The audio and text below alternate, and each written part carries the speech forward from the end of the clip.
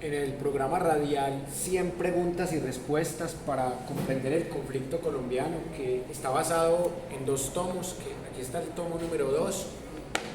Se hace una lectura revisionista de un hecho que ya habíamos analizado desde este libro, como la toma del Palacio de Justicia, pero que en este trabajo editorial y radial era pertinente hacer una reescritura de la historia, un trabajo necesario para el pensamiento crítico, porque ahorita vamos a analizar 3 párrafos que le dedica este libro del periódico conservador El Colombiano a este hecho, que es interpretado de manera muy similar a como lo habíamos visto en este libro.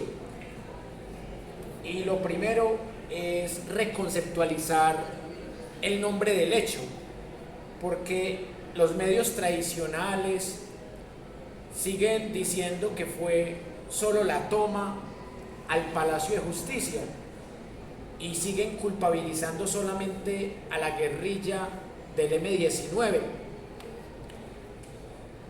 Y en este trabajo académico publicado por la Universidad Católica de Cali, llamado Tomo 2 de 100 preguntas y respuestas para comprender el conflicto colombiano, está todo el seguimiento de lo que se interpretó al principio, que es como lo interpretan estos medios tradicionales, y de cómo llegó esto hasta la Corte Interamericana de Derechos Humanos, que terminó condenando al Estado colombiano por la retoma, no por la toma, por la retoma al Palacio de Justicia, en la que al asesinar a magistrados con balas del ejército terminaron cometiendo crímenes de terrorismo de Estado, asesinando, desapareciendo los cuerpos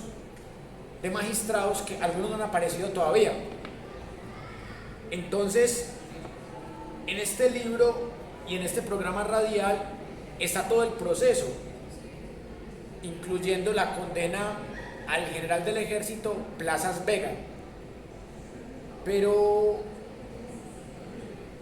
acá quiero que nos detengamos en los 3 párrafos de una mirada que es totalmente oficialista, porque a partir de ese contraste van a notar ustedes cómo se puede manipular la memoria histórica, diciendo hechos verdaderos, pero ocultando otros hechos verdaderos igual de importantes, manipulando por omisión. Entonces, dice este libro del periódico El Colombiano: arden la paz y la justicia. El 6 de noviembre de 1985, un comando del M-19 asaltó las instalaciones del Palacio de Justicia en Bogotá, donde al momento de la toma se hallaban 12 magistrados de la Corte Suprema de Justicia, incluido su presidente, además de sus usuales empleados y numerosos visitantes, todos los cuales fueron retenidos en calidad de rehenes. La intención de los guerrilleros era la de adelantar un juicio público en contra de Belisario Betancur por su supuesta traición al proceso de paz, exigir la publicación de las actas de la Comisión de Verificación de los acuerdos de tregua y cese al fuego, así como los acuerdos suscritos con el Fondo Monetario Internacional. Igualmente, querían habilitar un espacio radial para que la ciudadanía pudiese expresar y recibir respuesta respecto a sus mayores necesidades. Acá de una se nota que es un periódico conservador, porque si bien dice cosas que son ciertas, maquilla otras y oculta otras. Por ejemplo, el juicio político que el M-19 pretendía hacerle al entonces presidente de la República, Belisario Betancur, sí era por una traición, porque hubo un proceso de paz que se llamó los Acuerdos de Casa Verde, que eso también lo analizamos en el libro y en el programa radial. Y esos acuerdos tenían un cese bilateral al fuego, un cese que incumplió el ejército. Entonces, la guerrilla del M-19, como forma de protesta para ese incumplimiento del ejército, se tomó el Palacio de Justicia. ¿Qué dices, compañera?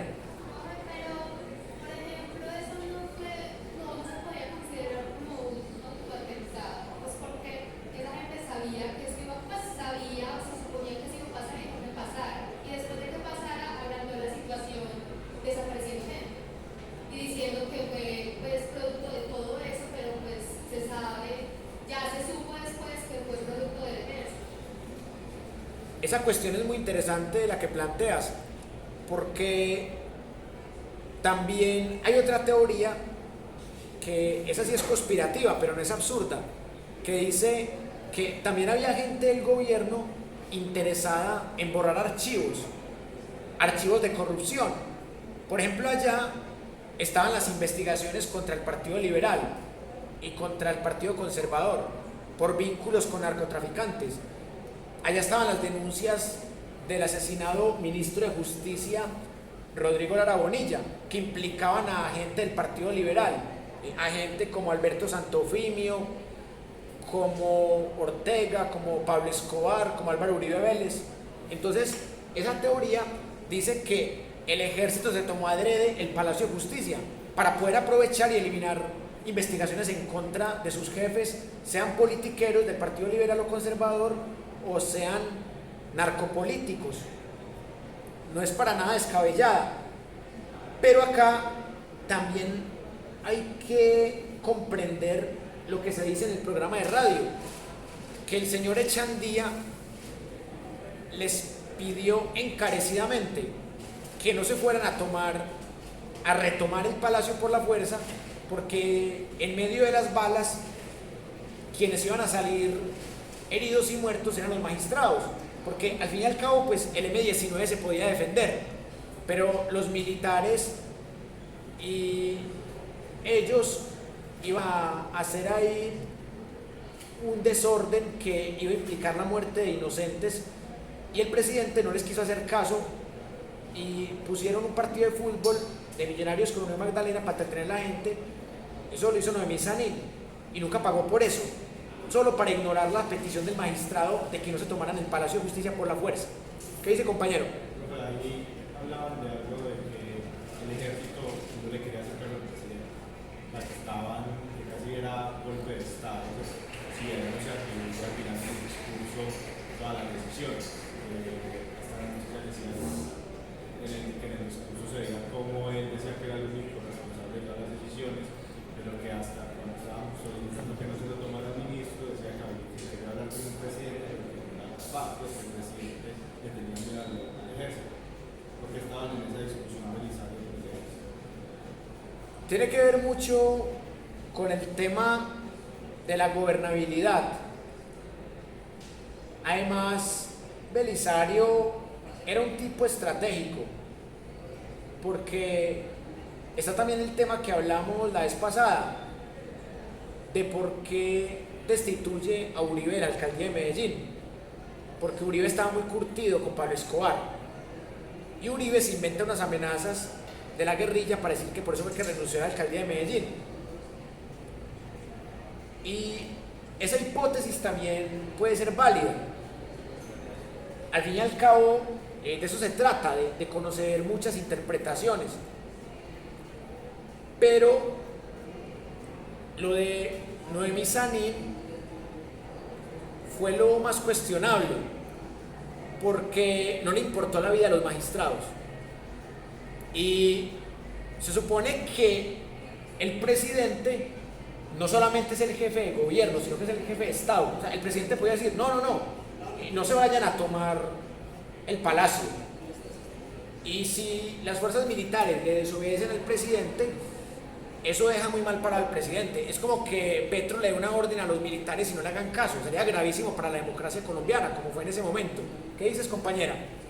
Con lo que usted dijo en este momento, lo que dijo antes, pues eso como que no le convenía al presidente en el sentido de que si mataban a esos magistrados y también por lo que usted decía de que querían borrar cosas, investigaciones, pues les salía bien por todas partes porque los mataban a ellos y borraban todo eso, entonces al final todo quedaba hasta ahí, pues todo lo callaban ahí, si eso hubiera pasado, pues y pasó en una pequeña medida, pues no pequeña, no, pasó en una medida que entonces borraron cosas, mataron gente, le metieron la culpa a la guerrilla y salió pues como con las manos limpias de ahí.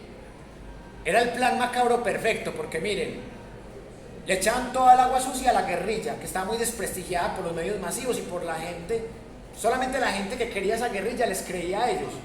Pero el colombiano promedio, conservador, liberal, no le creía a esa guerrilla y la consideraba terrorista. Entonces, era un negocio redondo, porque se libraban un poco de la guerrilla.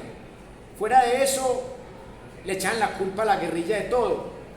Y podían limpiar investigaciones que reposaban contra ellos en la Corte Suprema de Justicia.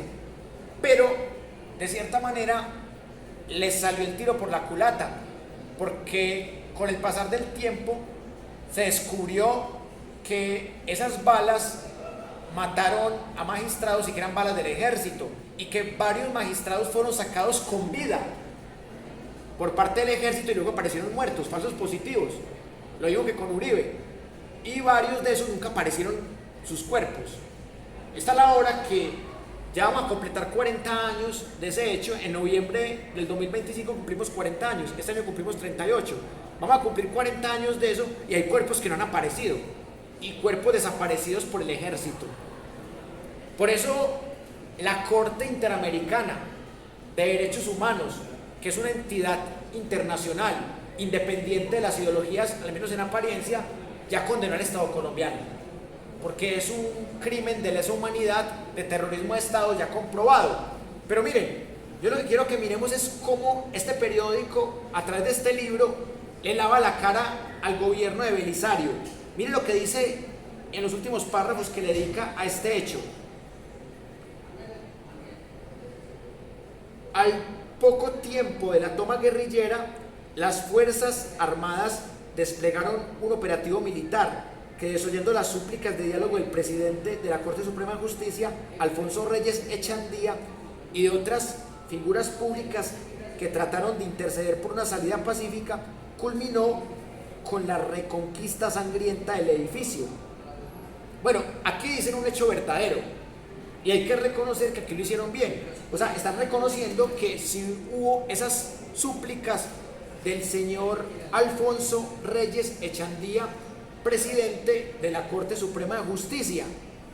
Pero acá están lavándole la cara a Noemí Sanín y a Belisario, porque están diciendo, y de otras figuras públicas que trataron de interceder, pero Noemí intercedió poniendo un partido de fútbol, que nunca habían transmitido un partido de fútbol en la televisión colombiana.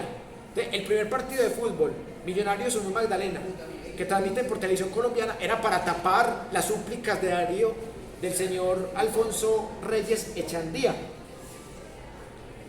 Y eso no lo dicen acá. Por eso digo que acá le están lavando la cara a Noemí Sanín y a Belisario. Y rematan diciendo lo siguiente: luego de 72 horas de fuego cruzado, durante el cual perdieron la vida un centenar de personas, entre ellas 11 de los 12 magistrados y todos los guerrilleros menos uno, la esperanza de reconciliación abandonó a los colombianos e hizo naufragar prácticamente el proceso de paz, aunque el presidente asumió la responsabilidad por lo sucedido en el Palacio de Justicia tras la toma guerrillera, la para muchos primitiva y bárbara manera en que se defendió la democracia fue un signo del grado de autonomía al que habían llegado las Fuerzas Armadas en su manejo del orden público y su repudio a la política de paz del gobierno.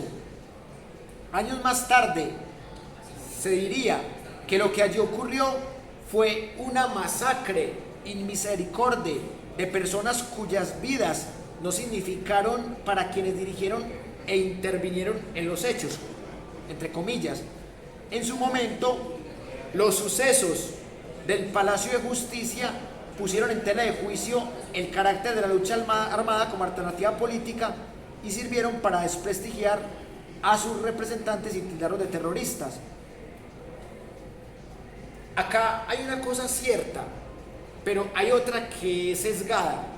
O sea, es cierto que eso generó repudio para todas las personas que participaron en los hechos, tanto guerrilleros como soldados, hasta ahí bien.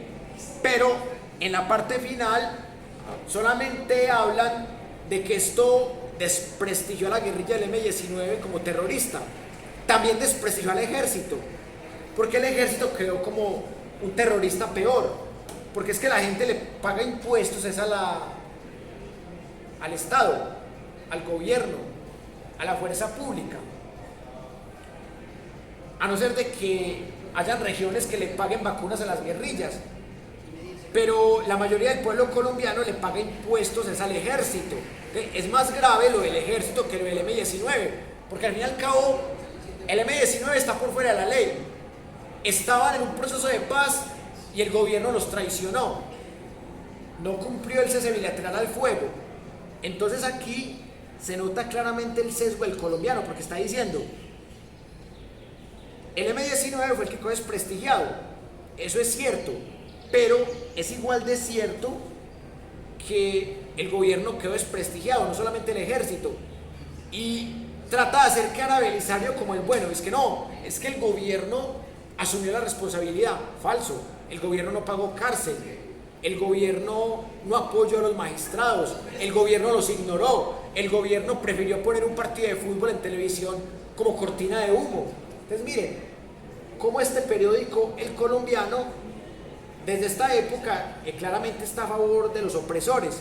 Y el último párrafo dice lo siguiente: a pesar de lo ocurrido, el gobierno siguió adelante con su política de paz, sus diálogos con las FAREP, grupo con el cual se acordó en 1986 la prórroga indefinida de los acuerdos de paz, y se dio tarea de diseñar un programa de inversión al que llamó Plan Nacional de Rehabilitación, PNR, para recuperar las zonas más violentas y empobrecidas, iniciativa que contó con exiguos recursos para el común de la opinión. Los intentos de paz del gobierno habían fracasado. Aquí el gobierno queda como el bueno, la guerrilla queda como la mala, cuando los dos mataron, y cuando lo que hizo el gobierno con el ejército fue peor, porque al gobierno se le paga para que cuide a la gente, no para que mate a la gente. Otro ejemplo de falsos positivos, pero de esta época. Entonces miren que es muy delicado que el colombiano promedio lea esto y que se quede solo con esta versión.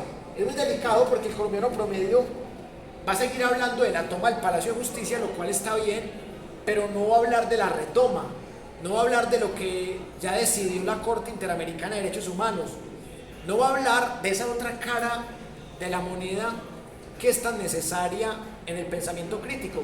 Por eso, en ese programa radial que duró 27 minutos, en ese capítulo, tratamos de mostrar todas las caras de la moneda, mostramos lo que dice aquí el colombiano, pero igualmente mostramos lo que dice otra serie de fuentes, otra serie de investigaciones que van más allá también de lo que dice este libro.